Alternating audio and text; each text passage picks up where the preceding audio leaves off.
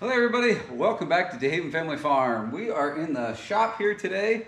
We're going to be talking about this New Holland L220 that I have. This, obviously, as you can see, a rubber tire machine. I've been having an issue trying to find tracks for this machine.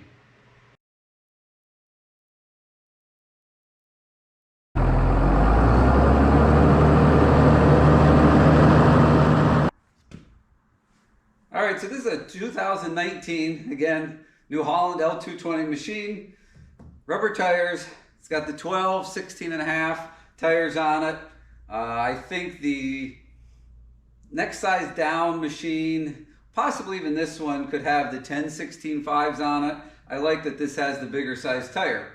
Overall, it's a great machine, but there are situations that I get in that I wish I had a set of tracks for it. Now, I have been struggling to find tracks for this machine. The biggest issue with the way that these are designed is that there's hardly any room between the top of the tire and, I guess you could call this a fender, or the back of the machine here where it flares out. You don't have enough room there to run a normal track. Now, there's one kind of set of tracks that basically it's just a super flat bar design, and that will just fit up through, but the flat bars, in my experience with the tracks that I've owned in the past, they're okay, but not what I wanted. I want something with a little bit of meat on it.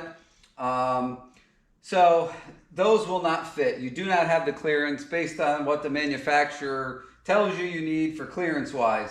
Obviously, the interior clearance you can bump, put a spacer on, and that will give you interior clearance, but it will not change this dimension here. So the only way that I found that I could put a set of tracks on here, the type of tracks, the style that I want, is I have to downsize the tire. I have to go to the 10, 16, 5 tire, and that will buy me some space here to get those tracks to go around. I do not want a dinky little tire on this machine. So what that would mean is, if I get into a situation one day, I'm slipping, can't get done what I need to do, let's go throw the tracks on. Except it's not throwing the tracks on, it's taking all the tires off, putting a different set of tires, rims on there, and then fighting with the tracks. You're going to be a long time doing that, and I don't want to deal with it. Also, this machine goes out on projects for my excavating business. So there might be one day where the machine gets around fine, maybe it'll rain overnight, and I could have a set of tracks with me on a trailer if I need them last minute. But I am not hauling around 4 tires and rims and tracks. I don't want to find a place to shove all that on my trailer just in case. So I do not like that option, but I have found an option that will work with this machine. So, like I said, here's just a tiny bit of clearance there. There's not even 3 inches there. So, I will show you the solution that I came up with.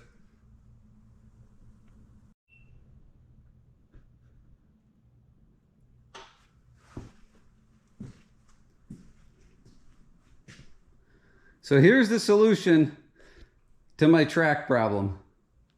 So, this is a 2022 Kubota SVL 75-2, as you can see in front of you.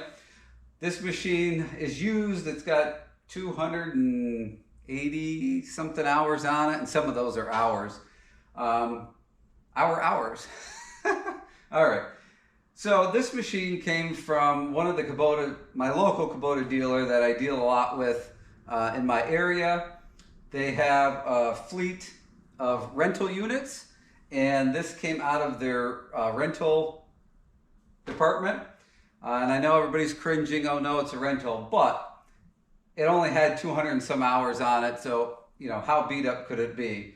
And obviously you can see the machine's in nice condition. I'll take you for a quick walk around. But this ultimately was the best choice for the track issue that I was having. This type of machine, for a lot of the work that I do, trying not to get stuck, this will float a little bit better over wet ground. And when you talk about grading, whether it's dirt or gravel, this machine has a much more solid footprint than a tire machine. So we just got to the point where we need something like this, where it's more of a permanent solution rather than taking tracks on and off, on and off. So let me take you for a walk around the machine here so you can kind of see. There are a few scratches on the roof, but we're not going to worry about those. The stickers are in pretty good shape. There's, a few little scratches here. There's some on the door down here, not really a big deal, but there's no damage to the machine. Got a lot of junk there, sorry, I can't walk you around. So this is it is a cabbed machine. The door is folded up, or not folded, but rolled up into the ceiling right now. Of course, Kubota has their hydraulic joystick controls, heat, air conditioning, and a radio that I installed, and that was an interesting process. I do have a video coming on that if anybody's interested. Overall, it's a good machine and a good solution to our problem. So now the question of, do I really need 2 skid steers? And the answer to that is, I don't know. My son has been helping me around the farm here quite a bit, and he's pretty darn proficient with either one of these machines. I think he does a little bit better on the Kubota just because controlling the Kubota is much easier. The New Holland machine has the hand and foot controls, so you're using both hands and both feet to run it. So when you're not used to it, it takes a little bit more effort to get the same job done as with this. So I am going to keep both machines moving forward for this year, 2024, and see what happens. If we do not end up needing 2 machines as we get through the summer, our busy season, then I will be selling this machine. Obviously, we'll be keeping this one. So, but we have to go through the season and see if we can justify having both of them, or if we're going to get rid of one of them. Again, most likely that machine. So we'll just talk for a minute about why there's not 2 New Holland machines sitting here as opposed to what we've got. So there's a couple reasons for this particular decision. The first one being that the New Holland dealership that I used to deal with is, as of a few years ago, is no longer a New Holland dealer. So I don't really have anybody reliable in my area to take care of, warranty claims on a new machine. So that was one thing. The other thing is that I did want to get a machine that was joystick controlled, and I had one years ago that was a New Holland, and it was okay. I know a lot of people that have them because those are electronic joysticks. They seem to have a lot of issues with them, and maybe that's just on the unit that I had. I think was a 12 or a 13 model, 2012. Maybe they've changed things since then. I don't know. But the reliability of these hydraulic joysticks in this machine just kind of won out. So between not having a good dealer close by and being nervous about the electronic joysticks, that's why we opted to go with the Kubota machine. So with this machine coming out of the rental fleet, even though it is used, it can be sold as new, meaning obviously there's still warranty on the machine, but it qualifies for any of the new finance programs that are available. So when you go in to buy a brand new machine, you can get whatever, a rebate or a special low interest rate for buying through Kubota. If you go and you buy a used machine, you cannot get those same programs because they're reserved for new machines only. But this being through the rental, it's never been sold to anybody. that's an advantage. It sells as new. So there is a warranty on the machine. You can get low rate financing with it. So overall, it was just a good choice to be able to do that.